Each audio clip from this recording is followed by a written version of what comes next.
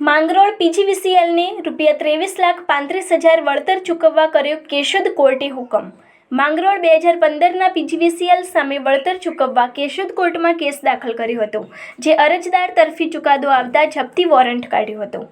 માંગરોળ નજીક સેપા ગામના દાઉદભાઈ હુસેનભાઈ કાલવતે 2015માં થયેલા અકસ્માત અંગે વળતર માટે કેસ દાખલ કર્યો હતો।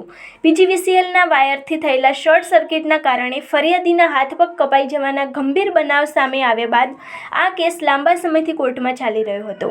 કેશોદ કોર્ટ દ્વારા 1 વર્ષ પહેલાં પીજીવીસીએલને ₹23,35,000 વળતર ચૂકવવાનો હુકમ કર્યો હતો, પરંતુ જે પીજીવીસીએલ દ્વારા આજ દિન સુધી ચૂકવણી ના કરતા કોર્ટ દ્વારા સીધું જપ્તી વોરંટ ઇસ્યુ કરાયું હતું, જે આધારે ફરિયાદી તથા તેમના વકીલ યુસુફભાઈ કરુડ પીજીવીસીએલ કચેરીએ પહોંચ્યા હતા, જ્યાં જપ્તી વોરંટ મુજબ કોમ્પ્યુટર સહિતનો માલ સામાન જપ્ત કરવાની કાર્યવાહી શરૂ કરાઈ છે।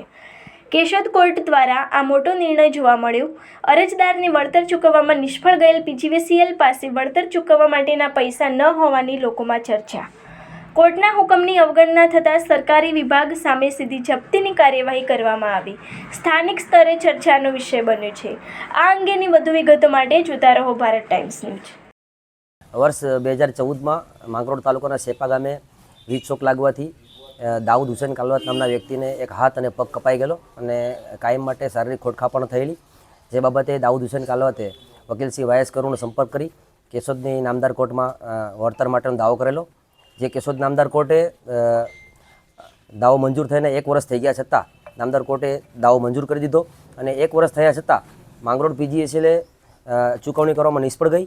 ત્યારબાદ અમોએ માંગરોળ નામદાર કોર્ટમાં દરખાસ્ત દાખલ કરેલી, તેમાં પણ સતત 2-3 મુદતો વીત્યા છતાં નોટિસ ભજી જવા છતાં પીજીવીસીએલે કોઈ ધ્યાન દોર્યું નહીં અને પીજીવીસીએલે આ બાબતે ચૂકવણી કરેલ નહીં, જેથી નામદાર કોર્ટે જપ્તી વોરંટ કરેલો અને જપ્તી વોરંટમાં આજરોજ અરજદાર અહીંયા માંગરોળ પીજીવીસીએલમાં જપ્તી કરવા માટે આવેલા છે।